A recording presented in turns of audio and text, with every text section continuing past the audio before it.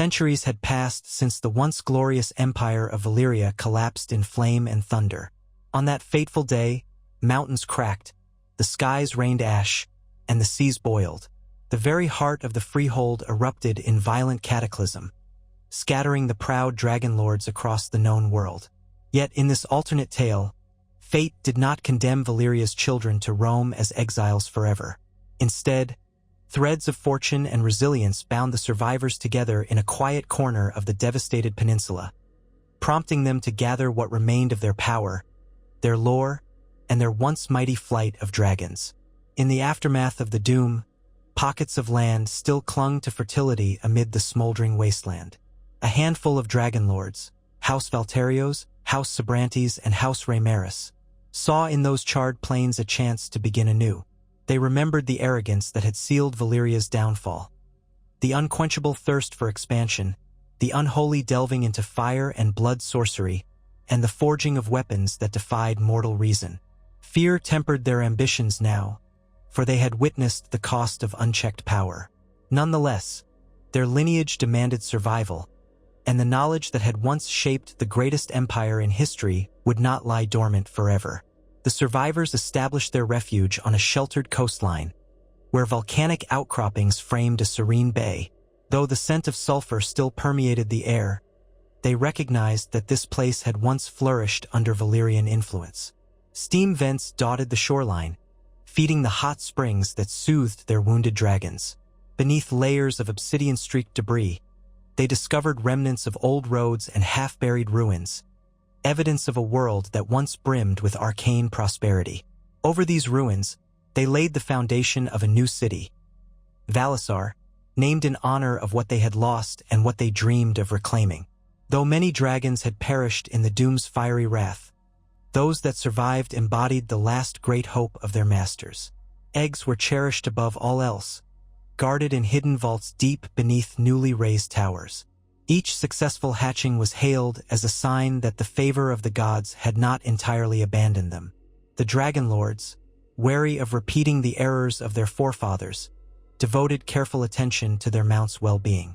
They created sanctuaries where the creatures could hunt, mate, and grow without the demands of an empire's hunger for conquest looming over them. In time, Valsar became more than a haven for dragons. Men and women of different backgrounds gravitated to the nascent city, drawn by rumors of arcane healing and protection. Skilled craftsmen fled the chaos that had followed the doom, seeking a place to rebuild their trades without fear of further cataclysms. Healers found new ways to treat injuries with volcanic minerals. Mages and alchemists tinkered with leftover sorceries, blending lost Valyrian spells with conventional knowledge. A cautious harmony arose between tradition and innovation, fueled by the desperation that came from nearly losing everything to the fires of the cataclysm. House Valterios specialized in arcane research, devoting their energies to unraveling the secrets behind Valyria's grandest achievements. Ancient runes, once etched into the very bones of the earth, guided their endeavors. House Sabrantes took charge of agriculture and infrastructure, engineering canals through scorched fields, forging alliances with displaced peoples, and ensuring no morsel of sustenance went to waste. Meanwhile, House Raymaris remained the staunch guardians of the fledgling empire's security, training knights and dragon riders who pledged their swords and their lives to defend Valsar's budding promise. Each house wielded influence, though no single family assumed the mantle of absolute authority. Decades passed, and the echoes of the doom gradually receded, replaced by the bustling sounds of construction and discovery. Where once there had been cracked earth and swirling ash, farmland emerged, nurtured by the volcanic soil's latent richness. Where travelers once saw only the ghosts of a cursed civilization, they now beheld a rising city crowned by towers of pale stone. Dragons wheeled overhead, their roars an ever-present reminder of the legacy Valyria could not forget. Though far from the zenith of old, these fledgling Dragonlords nurtured the seed of a renewed empire, mindful that any misstep might plunge them into ruin once again. Generations after the first stone was laid in Valsar, the city's silhouette had grown striking. Sleek, pale towers rose like needles, crowned with sculptures of dragons. Along the docks, ships bearing traders from across Essos unloaded wares. Fishermen sold their catch beside caravans laden with grains, while blacksmiths forged steel using young Drake's scorching breath. An air of determined optimism pervaded the streets, tempered by the lingering memory of the cataclysm. The young scions of House Valterios delved into arcane lore, unearthing hidden tomes on Valyrian steel and dragon binding. Their patriarch, Lord Ilarion Valterios, presided with a stern gaze, demanding ethical debates accompany each spell.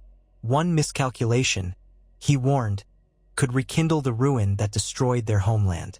Lady Athissa Sabrantes extended diplomatic invitations to the Summer Sea Principalities, Giscari city-states, and even Dothraki Khals, proposing trade instead of conquest. Though skeptics scoffed, her emissaries exchanged provisions for safe passage. Over time, caravans moved more freely, and Valsar's granaries swelled with exotic produce. Lord Erasmus Raymaris led Valsar's military with an emphasis on strategy over raw might.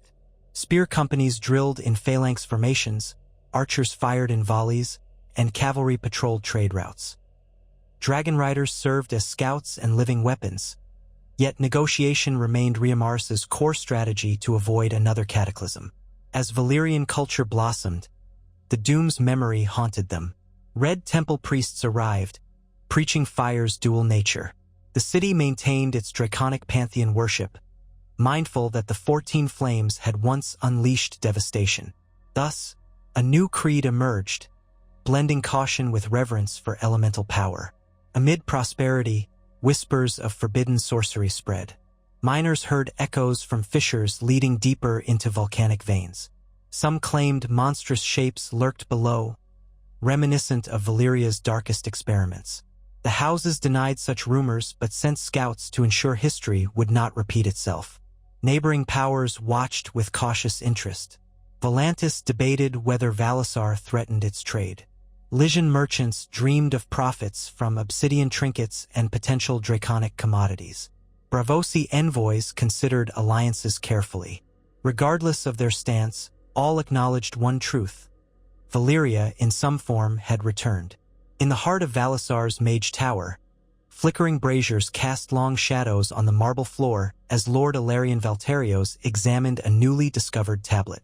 His youngest daughter, Nymeria, stood at his side, a budding sorceress eager to decode the faint glyphs etched into the black stone. The text spoke of the 13 seals of the 14 flames, arcane wards said to harness geothermal energies to prevent catastrophic eruptions. Ilarion's heart quickened at the prospect of protecting Valsar's territory from volcanic fury, yet he recalled the legends of hubris that had once lured Valyrians to break nature's chains. House Sabrantes organized a vast gathering of neighboring lords, merchants, and tribal chieftains. Lady Athissa herself presided over the event, ensuring that each guest was treated with courtesy. Musicians played tunes that mingled Dothraki rhythms with Giscari chants, symbolizing a fragile unity. Beneath the exotic feast lay a serious aim: forging a mutual defense pact against pirates who threatened the coasts. Although some found the notion of allying with Dragonlords unnerving, the promise of safe seas tempted them. By the banquet's end, many delegates offered cautious agreements, hoping to share in Valsar's rising prosperity. In a secluded courtyard, dragon riders of House Raymaris honed their skills. Erasmus's son, Enrys, soared above the city astride a pale silver drake named Rhyscares.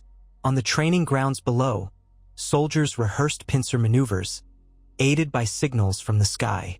The synergy between ground forces and aerial scouts was a testament to Valsar's evolving military doctrine, one that prioritized cooperation and adaptability over fear-based dominance.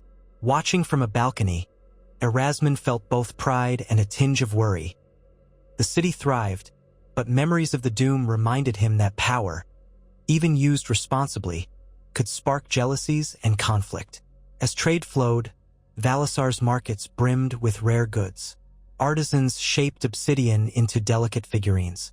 Giscari weavers sold vibrant silks embroidered with dragons dancing in flames. Alchemical workshops produced salves rumored to cure diseases that once ravaged the region. However, not all visitors came in peace. A small band of Volantine envoys arrived, their airs of superiority hinting at deeper suspicions. They politely praised Valsar's renaissance but questioned its intentions, implying that the city might one day lay claim to territory once under Valyrian rule. Lady Athissa deflected their insinuations, offering wine-laced assurances of cooperation. Yet the air crackled with uncertainty. In darkened alleyways, robed figures whispered of a return to the old ways of blood magic. Most dismissed such rumors as fearmongering, though unexplained disappearances in the city's outskirts fueled speculation. Fishermen reported sightings of bizarre lights dancing on the water at night. Lord Ilarion quietly formed an investigative task force composed of skilled trackers, healers, and discreet magicians. Their aim was to uncover whether these tales indicated genuine threats or superstitious panic.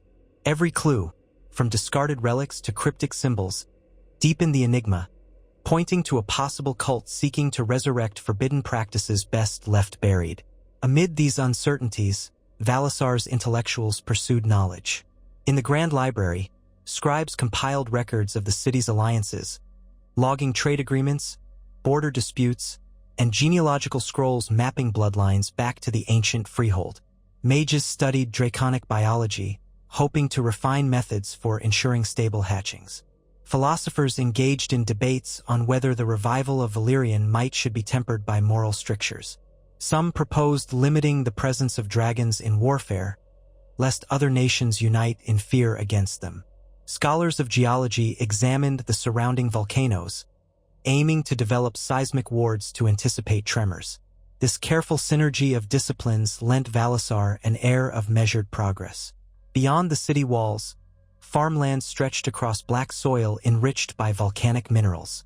Terraced fields supported robust crops, feeding a population that steadily expanded with each season. Migrants arrived from Essos and beyond, drawn by stories of draconic marvels and the promise of prosperity. Overhead, the silhouettes of dragons became a symbol of hope rather than terror, signifying unity forged through adversity. Yet beneath this hopeful facade lurked the question: could Valyria truly rise anew without descending into the arrogance that once spelled its doom? As the sun set on Valsar's bustling streets, that question lingered in every heart. Clouds of ash still swirled occasionally from distant peaks, reminders of the peninsula's volatile nature. When a sudden tremor shook the ground one afternoon, citizens rushed into the streets, their faces pale with dread. Cracks formed in a few older walls, and steam vents hissed ominously. Lord Ilarion, Lady Athissa, and Lord Erasmus quickly assembled in the council hall. They dispatched teams to assess damage and calm the populace. Deep beneath Valsar, in the labyrinthine tunnels once used for mining, a team of scouts discovered newly opened fissures that glowed with molten light, fueling fears that the 13 seals might be failing. In response, House Valterio's intensified research into the arcane wards described in the old tablet. With Nymeria at the forefront, they pored over each glyph, referencing incomplete manuscripts salvaged from Valyrian ruins. Trial and error guided their attempts to replicate the necessary runic sequences, but they encountered frequent setbacks. One misaligned symbol could trigger a disastrous backlash, as a scorch mark in the lab attested. Still, the urgency of the task drove them on. Nymeria, her eyes alight with determination, believed that controlling the peninsula's geothermal energies was key to preventing a second doom. Amid these efforts, Lady Athissa Sobrantes led a relief campaign to fortify farmsteads and fishing villages that had suffered from the quake. Her envoys distributed supplies, employing House Sobrantes' organizational prowess to ensure equitable aid. The display of compassion earned them respect from the peasantry and garnered support from neighboring tribes. One such tribe, a small Giscari remnant settled in the foothills, offered crucial information about venting natural gases. Their elders spoke of centuries-old traditions for appeasing earth spirits. Though Valsar scholars largely dismissed such beliefs as primitive folklore, they took note of certain patterns in the tribe's offerings and songs. Meanwhile, Lord Erasmus Raymaris ordered the city's defenders to maintain heightened vigilance. Increased patrolling of the outer territories revealed more signs of clandestine activity: footprints near hidden caves, traces of rituals performed in moonlit clearings. Tension spiked when a dragon rider returning from reconnaissance spotted a masked group gathering at an old Valyrian outpost. Rhaenyra ordered a swift incursion, capturing 3 robed figures. Interrogation proved difficult, as the prisoners babbled in a half-forgotten dialect and seemed entranced by some fanatical devotion. When pressed about their objectives, they only mentioned the cleansing flame and the true legacy before succumbing to apparent self-induced seizures. In the council hall, the atmosphere grew fraught. Whispers of a hidden faction seeking to unleash catastrophic forces weighed on everyone's minds. Lady Athissa proposed forging tighter alliances with local powers to deter sabotage. Lord Ilarion insisted that stabilizing the 13 seals took precedence, fearing any large-scale conflict would divert resources from Valsar's internal safeguards. Lord Erasmus sought to root out the cult by force, believing that quick, decisive action would prevent further uprisings. A delicate balance of priorities emerged, and each house pledged to support the others in these overlapping tasks, aware that failure in any single domain could unravel everything. In the midst of these challenges, the city still found ways to celebrate small victories. An unprecedented clutch of dragon eggs hatched within a single week, filling the skies with the squeaks of fledgling drakes. Alchemical breakthroughs yielded improved forging techniques for Valyrian steel, though full replication of the old methods remained elusive. Merchant ships arrived from far-off Sithorios with exotic fruits and rumored cures for diseases. Each day brought a fresh reason to hope, and yet the rumbling of earth and the whispers of cultists tempered every success with a reminder of fragility. As the moon rose over Valsar, its pale light illuminated the city's spires. On a private balcony overlooking the bay, Nymeria studied a newly completed runic circle etched into a metal disc. She believed it would help direct geothermal energy away from critical fault lines, buying the city more time to uncover permanent solutions. Clutching the artifact, she gazed toward the horizon where the silhouettes of volcanic peaks loomed. They seemed to watch silently, eternal witnesses to Valyria's cyclical dance of triumph and destruction. In her heart, Nymeria vowed that this time would be different, that Valyria would not succumb to hubris again. Beneath the starlit sky, the cult made its next move. Hooded figures converged in a crater north of the city, where vents spewed hot vapors. They arranged obsidian shards in a pattern that resembled the glyphs Ilarion had been studying, but twisted into something else, something malignant. When the final piece clicked into place, a surge of heat pulsed through the ground. Steam erupted violently, injuring 2 of the cultists and frightening the rest. Still, they chanted in low, guttural voices, calling upon ancient powers to awaken, convinced that only through chaos could Valyria be reborn in all its fiery splendor. Word of this clandestine gathering reached the council by dawn. Lady Athissa pressed for a diplomatic approach, offering amnesty to cult members in exchange for ceasing their dangerous rituals. Lord Erasmus, however, demanded an immediate crackdown. The city's divisions flared, but Ilarion intervened, suggesting that understanding the cult's motivations might prove valuable in shutting them down. If their rituals aligned with the old wards in any way, harnessing that knowledge could avert new disasters. With uneasy consensus, a dual strategy emerged. Investigate the cult's glyphs for potential insight, while preparing the military to intervene before further harm was done. While House Rhaenyra organized a specialized squad of dragon riders to track cult activities, House Sabrantes expanded networks of informants. Messages were dispatched to villages and towns under Valsar's protection, urging them to report odd gatherings or suspicious newcomers. In turn, the local populace, remembering recent relief efforts, felt more inclined to trust these pleas. Small tokens, food staples, medical supplies, and seeds for next season's planting fostered goodwill. Athissa believed that by involving ordinary people, the cult's influence would diminish. Yet beneath her calm exterior, she knew well how desperation and fear could lure anyone to extremist beliefs promising salvation. In the Mage Tower, Nymeria and her brother Mehran examined the cult's arcane patterns. They compared them with partial diagrams gleaned from archived Valyrian manuscripts. Some symbols matched the wards that supposedly stabilized geothermal energies. Others seemed designed to amplify them to destructive levels. Mehran, a methodical researcher, proposed that the cult might be misguidedly attempting to recreate the power that once made Valyria the pinnacle of civilization. Nymeria questioned whether these individuals truly believed that to rebuild the empire, they had to invoke the forces that destroyed it. The siblings resolved to find answers before it was too late. As the siblings' investigation deepened, Erasmus's squad intercepted several cultists on the outskirts of a village near the southern coast. A swift confrontation ensued, but the cultists fled rather than fight, vanishing into hidden passages that snaked beneath rocky hills. Among the belongings they left behind, Valsar's soldiers found a tattered scroll describing a grand sacrifice intended to cleanse the land. The text hinted at the involvement of an unseen benefactor, someone who provided arcane knowledge beyond the cult's limited grasp. Troubled by the scroll's ominous tone, Erasmus sent it to Lord Alarion for closer inspection. Meanwhile, trade continued, albeit under increasing tension. Merchant ships arrived to find a populace wary of strangers, though coins still flowed for essential goods. The city's expanding naval force patrolled the coastline, deterring pirates and keeping watchful eyes for cult infiltration. Diplomatic envoys from Volantis returned, extending guarded overtures of alliance. They recognized that a stable Valsar, with its dragons, might help secure their own trade routes against raiders.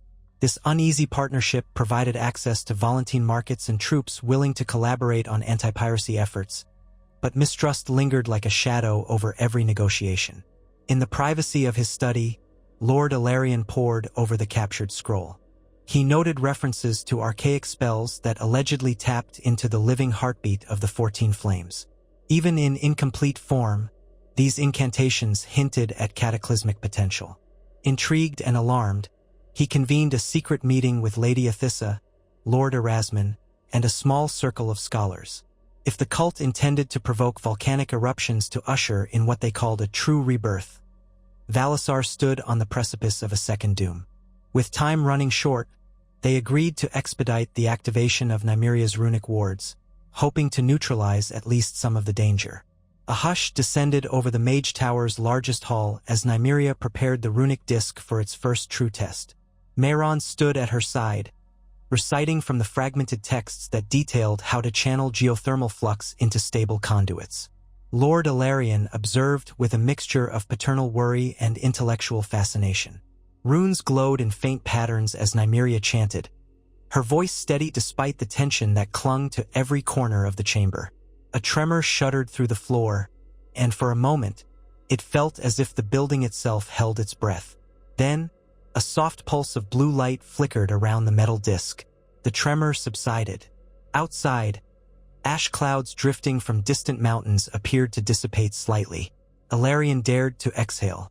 Though they could not be certain this was more than coincidence, the immediate effect seemed to confirm that Nymeria's wards might indeed temper the land's fury.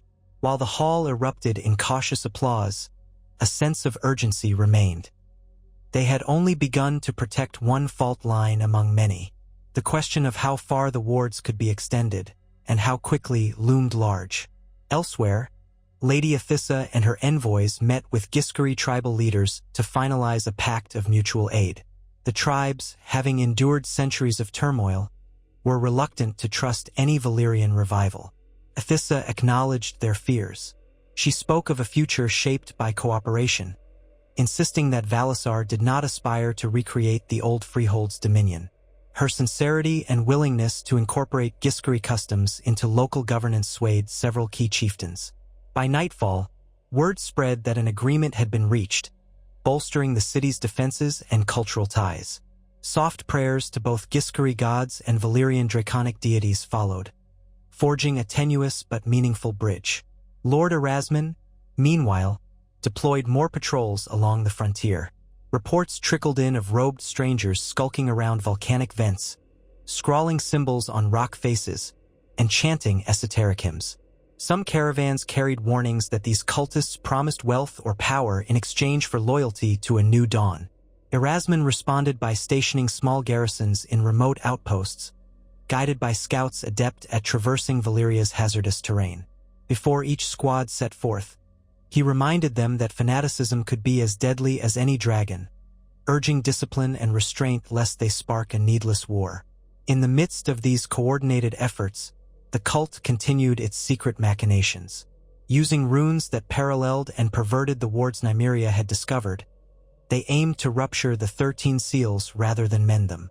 Their leader, cloaked in anonymity, orchestrated their gatherings from a subterranean sanctuary deep within the peninsula. Here, ancient tunnels led to vast caverns where magma churned in subterranean pools. By torchlight, the cult chiseled new glyphs into the walls, each symbol an invocation to chaos. They believed that once the land was convulsed by unbridled power, only the worthy, those who embraced Valyria's truest legacy, would survive to shape the future.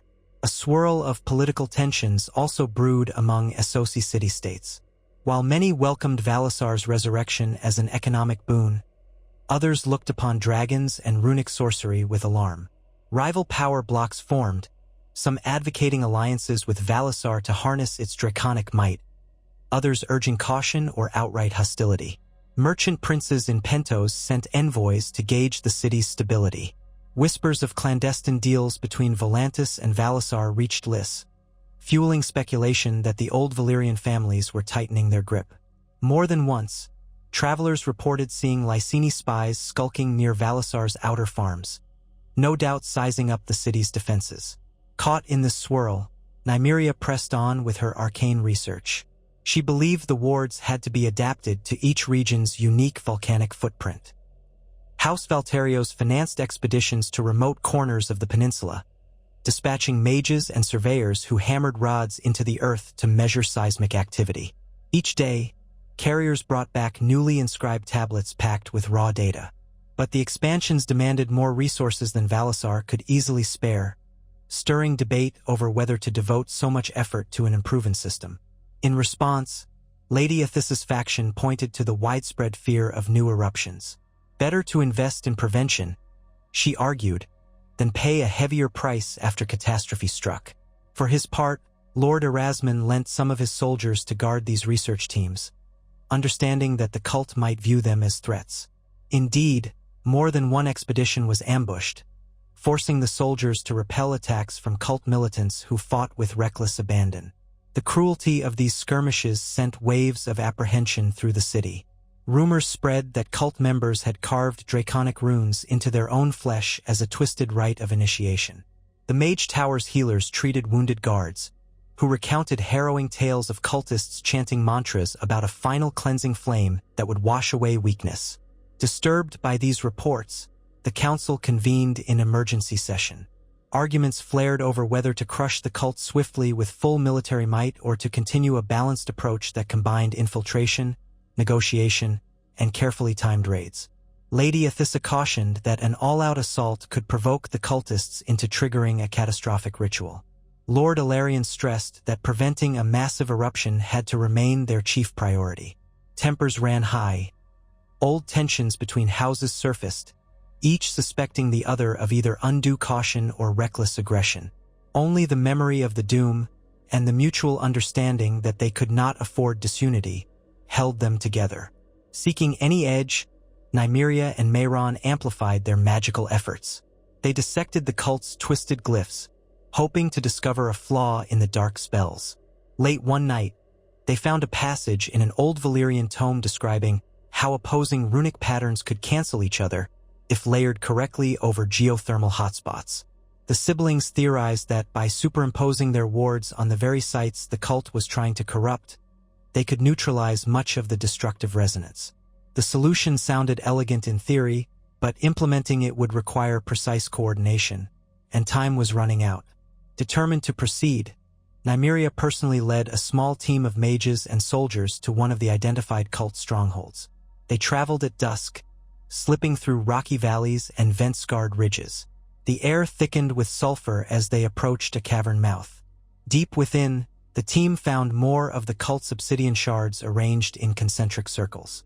Thin streams of molten rock ran nearby, providing a hellish glow. Nymeria knelt to trace the lines of glyphs etched into the stone floor. Their shapes radiated malice, evoking a sense of dread even among the bravest soldiers. Yet before they could complete their ward, A sudden attack forced them into a desperate skirmish. Cultists emerged from hidden passages, armed with daggers inscribed with runic markings. Though the mages managed to hold their ground with defensive spells, a savage melee erupted. Nymeria was nearly overwhelmed by two fanatics who lunged at her with blades crackling with arcane energy. She mustered a burst of blue flame from her palms, knocking them away. Her soldiers clashed with reinforcements flooding in from the deeper tunnels, forging a chaotic battlefield illuminated only by sputtering torches and magma's crimson glow. Amid the fray, Mehran carried out the delicate task of placing runic stones in key points around the cavern. Each stone bore the wards meant to counteract the cult's sigils. Spells were chanted in haste, occasionally breaking when a soldier cried out or a cultist hurled a knife. When the final stone settled into position, Mehran uttered a single incantation that flared with white-hot brilliance. The ground shook violently, but instead of unleashing a torrent of magma, the tremor subsided, leaving behind an unsettling stillness. The cultists, disoriented by the sudden disruption of their energies, stumbled back in confusion. Sensing that the wards had taken hold, Nymeria signaled the retreat. The team fought its way back to the entrance, pursued by a few tenacious cultists. By the time they reached the surface, dawn light revealed the exhausted but triumphant faces of Valsar's defenders. Although they had not routed the cult entirely, they had neutralized one major ritual site. The cost weighed heavily on them, however, as several were wounded or missing. Nymeria herself had a shallow cut across her cheek, seared by some foul sorcery. Despite her pain, she allowed herself a moment to hope that this small victory meant the tide could be turned. When the news reached Valsar, relief mingled with concern over the cult's evident strength. Lord Ilarion and Lady Athissa commended Nymeria's bravery, while Lord Erasmus doubled security around the city. They all agreed that these incremental successes would need to be repeated at every cult stronghold, each concealed in treacherous terrain. Meanwhile, House Sabrantes urged the forging of deeper alliances with neighboring realms, who might supply additional manpower. Diplomatic riders set forth to various Associ city-states, carrying letters that warned of the cult's potential to unleash devastation on a scale not seen since the Doom. Intrigue compounded when a Volantine emissary arrived, expressing a sudden willingness to send troops and magi to help secure Valsar's hinterlands. The emissary claimed their interest lay solely in preserving trade routes, but speculation ran rampant that Volantis aimed to extend its influence. House Raymaris viewed the offer with suspicion. They recalled tales of how some Volantine factions once fancied themselves heirs to Valyria's legacy. Yet desperation was a powerful motivator. With the cult's threat mounting, the council could ill afford to reject any feasible aid. After heated debate, they tentatively accepted Volantis's help, mindful of the potential for future political entanglements. Elsewhere, the cult licked its wounds but grew more fervent. Their leader's voice resonated through hidden chambers, proclaiming Valsar's wards an affront to destiny. Those who had witnessed Mehran's counter-ritual spoke of it as a pale imitation of true Valyrian might. Fueled by zeal, they redoubled their efforts to break the 13 seals across the peninsula. Their numbers swelled with disillusioned wanderers seeking power or belonging. Some came from distant lands, hearing rumors of a grand cause that would restore dragons to their rightful place as gods incarnate. That the cult was, in truth, a viper poised to strike meant little to these lost souls. In response, the council launched a campaign of intelligence gathering. House Sabrantes expanded its information network, offering mercenaries and travelers a bounty for solid leads on cult movements. Shopkeepers in Valsar noted unusual customers purchasing large quantities of salts, minerals, or arcane trinkets. Fishermen trading in outlying villages quietly marked the arrivals of robed figures who carried odd paraphernalia. Soon, a mosaic of clues formed, directing Valsar scouts to isolated craters, abandoned mines, and lava tubes rumored to reach deep into the earth. Though some leads proved false, others led to skirmishes that uncovered caches of ritual objects and half-finished glyphs. Amid the struggle, normal life in the city persisted. New houses rose on the outskirts of Valsar, built from a mix of volcanic rock and quarried stone imported via trade barges. Children raced along streets once blanketed by ash, and markets rang with the haggling of foreign merchants. House Raymaris organized occasional martial displays, showcasing disciplined phalanxes marching in unison while dragons soared overhead. These spectacles, intended to bolster morale, also sent a message to any foe. Valsar was no helpless upstart. The city's people carried forward with the defiance and pride that had once made Valyria an empire, yet tempered now by humility. During one such martial display, Erasmus's son Enrys demonstrated aerial maneuvers on Rescaries, drawing gasps from the crowd as the silver drake spun in tight circles over the harbor. The dragon's scales caught the sunlight, reflecting a shimmering brilliance across the water. Standing beside Lady Athissa, Nymeria allowed herself a rare moment of peace to enjoy the spectacle. But as soon as Rescaries landed, the realities of their situation came rushing back. A messenger arrived breathless, reporting fresh tremors in the northern valleys. Another cult incursion, it seemed, threatened to destabilize the wards established there. Nymeria volunteered to go, spurred by the desire to preserve her carefully laid runic network. Though fatigued from her last mission, she reasoned that her direct involvement might prevent a catastrophic breach. This time, she traveled with a larger entourage of mages, supported by a contingent of House Raymaris soldiers who had faced cultists before. Harsh winds swept through the northern valleys, carrying the tang of sulfur. Blackened rocks littered the trails, making travel perilous. At night, eerie sounds echoed off canyon walls, as if the land itself cried out in warning. Eventually, they reached a basin where steam vents dotted the landscape. A network of runic markers indicated this was a site crucial to stabilizing a particularly volatile fault line. Signs of cult activity were everywhere. Footprints in the ash, ritual circles scrawled on flattened stones. The team set to work, inspecting the wards for damage. Sure enough, some had been defaced by malicious sigils. Mayron, who had accompanied Nymeria again, began painstakingly reinscribing their own glyphs, hoping to restore the delicate equilibrium. Though the setting sun cast ominous shadows, the group pressed on, aware that time was their enemy. As they labored, a bitter wind picked up, carrying the distant roar of shifting earth. A sudden quake rattled the ground, and geysers of steam burst from fissures. Cultists emerged from hiding, shrieking incantations that reverberated with unnatural power. Arrows whistled through the air as Raymaris soldiers formed ranks. Nymeria poured her energy into stabilizing the wards, attempting to drown out the cult's disruptive spells. Mayron shielded her, conjuring a protective barrier that flickered with swirling runes. The cultists hurled crackling orbs of arcane force, striking the barrier in bursts of scintillating sparks. Thunderous rumblings intensified, shaking the entire valley. The wards glowed erratically, caught in a tug-of-war between Nymeria's stabilizing magic and the cult's effort to awaken destructive forces.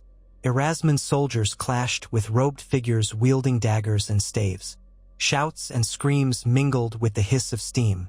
At the apex of chaos, the ground tore open, exposing a surge of molten rock that lit the darkness with a blinding orange glare. Cultists cheered, believing they had succeeded in breaching the land's restraint.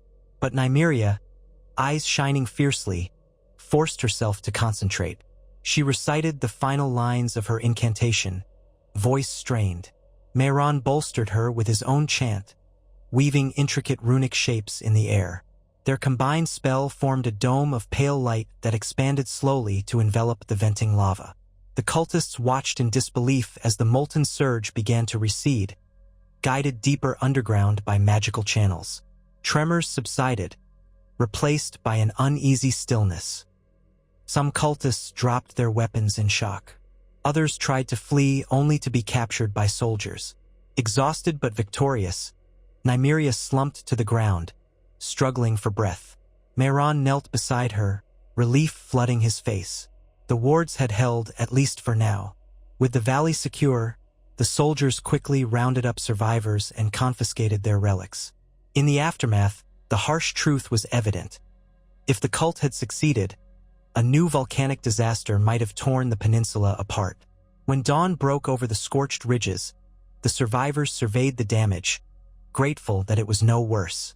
Yet the cult leader remained at large, and rumors swirled that larger rituals were being prepared elsewhere. In Valsar, news of the Northern Valley's ordeal sparked a renewed sense of unity. Whatever their differences in strategy, the houses recognized that the cult's defeat would require total cooperation. Messages were dispatched to allies near and far, imploring assistance in uprooting this threat to everyone's future. Even distant SOC rulers who had been content to sit on the sidelines grew alarmed by the possibility of a continent-shaking cataclysm. Pledges of men, materials, and arcane knowledge arrived daily, forging an unprecedented coalition. Lord Alarion coordinated research efforts, aiming to refine the wards so they could be deployed rapidly. Lady Athissa fine-tuned alliances, ensuring supply lines reached remote sites where wards needed to be erected. Lord Erasmus mapped out strategic strongholds, stationing regiments in places he anticipated the cult would target. In hidden corners, the cult regrouped, but their morale wavered. Repeated failures, combined with mounting resistance from nearly every direction, took a toll on even their fanatical faith. Yet their leader redoubled calls for sacrifice, painting each setback as a test from the old Valyrian gods. Emboldened, Nymeria suggested a daring plan to strike at the cult's rumored central seat of power. Intelligence indicated that a massive ritual was being prepared in a labyrinth of caverns south of the largest volcano. If the cult could be stopped there, the risk of widespread disaster might vanish. Council members debated the danger of confronting them head-on, fearing the possibility of igniting a literal chain reaction in the heart of the peninsula. But with evidence of accelerated cult activity emerging daily, they concluded that hesitation would only embolden the enemy. Under cover of darkness, a coalition force comprised of Valsar soldiers, allied Giscari tribesmen, and even a small contingent of Volantene shock troops advanced toward the volcanic massif. Dragons soared above, their riders vigilant against ambushes. On the ground, mages and engineers hauled specialized runic devices that could bolster or disrupt magical fields as needed. Tension rippled through the ranks. Many had fought cultists before and knew how merciless they could be. The possibility of facing even more potent sorcery weighed on every mind. Smoke and sulfurous fumes grew thicker as they approached the caverns. Streams of glowing lava carved channels down the mountainside, painting the night with a fiery glow. Sentinels confirmed signs of activity within. At Erasmus's command, squads fanned out, establishing perimeter defenses. Lady Athissa joined the command group, ready to coordinate any humanitarian efforts if villagers or hostages were found. Nymeria and Mehran focused on calibrating the runic devices. They needed to be placed at precise intervals within the tunnels to counter the cult's final ritual. As the first squads infiltrated the cavern entrances, they encountered fierce resistance. Cultists, wild-eyed and chanting, launched spells fueled by volcanic heat. Although many of their incantations drew from crude adaptations of Valyrian magic, they were potent enough to pose a lethal threat. Arrows and bolts whistled through the gloom, accompanied by the roars of dragons unleashed in enclosed spaces. Flames illuminated the stony corridors, revealing twisted altars and walls covered in blood-painted glyphs. Despite the danger, the coalition pressed on, determined to thwart the ritual at its source. Nymeria led a group down a narrower passage, guided by an eerie glow that pulsed like a heartbeat. As they neared a cavern's threshold, heat blasted them. Inside, a circle of cultists chanted around a molten pit. Above it, an imposing figure draped in tattered red robes raised a staff crowned with an obsidian dragon's head. The staff crackled with energy, arcs of fire dancing around its tip. Lava churned, and waves of intense heat battered Nymeria's group. She could feel the wards she carried reacting, as if they sensed a cataclysmic magic gathering force. While her soldiers engaged the cultists at the circle's perimeter, Nymeria confronted the robed figure. With trembling resolve, she raised her own staff, inscribed with runes refined over countless nights of study. The cult leader's voice echoed, taunting her with claims that old Valyria demanded blood to ascend anew. Nymeria retorted that if Valyria was to live again, it would not be through blind destruction. Their staffs clashed in a burst of sparks, and the cavern trembled violently as the molten pit bubbled over its rim. Meanwhile, Mehran and several allied mages fought to position the runic devices at the cavern's focal points. Cult fanatics hurled themselves at them, disregarding personal safety. One mage fell to a dagger laced with flame-like energy, but another seized the device and rushed to set it in place. Each successful placement caused the runic inscriptions to flare, creating a stabilizing counterforce. Still, the cult leader's magic collided with Nymeria's, unleashing waves of pressure that buffeted everyone nearby. Soldiers were thrown off their feet, flames leapt unpredictably, and a rift threatened to open in the cavern floor. In a final act of defiance, the cult leader roared an ancient incantation, conjuring a geyser of white-hot lava that surged toward Nymeria. She braced behind a shimmering shield. The impact shattered her defenses, sending her sprawling. Pain flared in her arm, yet she clutched her staff. Summoning the last reserves of her strength, she slammed the staff's tip onto the basalt ground. A complex lattice of runes spread across the cavern floor, weaving itself around the molten pit. The cult leader shrieked in rage as his own staff sparked wildly, unable to break free from the runic mesh tightening around him. Mehran activated the final device, and a pulse of azure light surged outward. The lava that had threatened to engulf them receded into the pit, forced back by stabilized currents of energy. The robed figure howled, staggering under the onslaught of balanced magic that contradicted his chaotic spells. Soldiers seized the moment, subduing the remaining cultists. With one furious effort, Nymeria channeled the wards to neutralize the staff's malevolent power, cracking its obsidian head. The leader collapsed, staff rolling into a fissure with a final hiss of heat. The chanting ceased, replaced by the echo of dripping lava. Across the peninsula, a ripple of subdued energy resonated through the volcanic chain, as though the land itself exhaled. The cult's main source of disruption had been extinguished.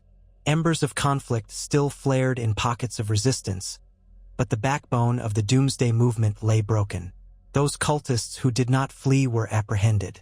Some claimed ignorance, insisting they never wanted to bring about another doom, only to share in the might that was Valyria's heritage. Others spat venom until the end, crying out that the city was doomed to repeat its ancestors' mistakes. When dawn finally arrived, a weary but resolute coalition emerged from the caverns. Many bore injuries. Some carried wounded comrades, while others helped escort dazed prisoners out into the pale sunlight. Dragons circled overhead, their silhouettes passing over smoldering vents. Nymeria stood alongside Mehran, gazing at the crater's rim, mind awash with relief. She knew that while this battle was won, the deeper struggle, preventing Valyria from ever again succumbing to cataclysmic arrogance, remained. Lord Erasmus arrived, flanked by Lady Athissa and Lord Ilarion, each offering solemn gratitude for her bravery.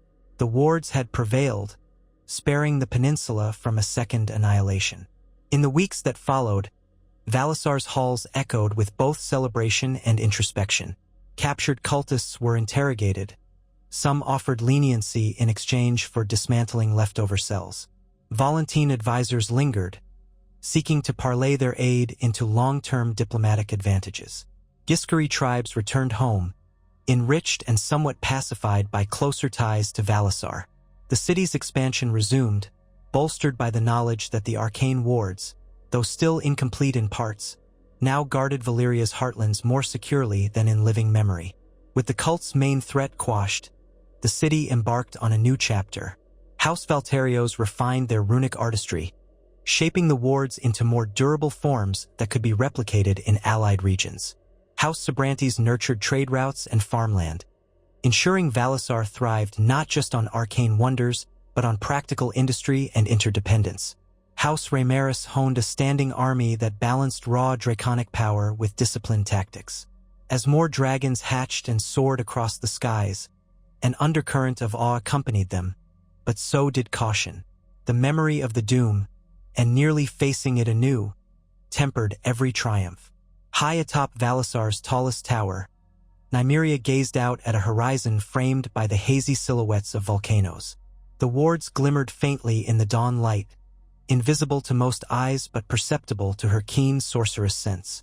She thought of the old freehold's downfall and the fresh scars of the cult's assault. In forging ahead, she and her generation bore the burden of ensuring the same tragedy never repeated. Perhaps one day, the rest of the world would look upon Valyria reborn not with dread, but with admiration for how it harnessed its formidable gifts. Down in the bustling streets, children raced past a statue commemorating those who had fallen to preserve the new Valyria.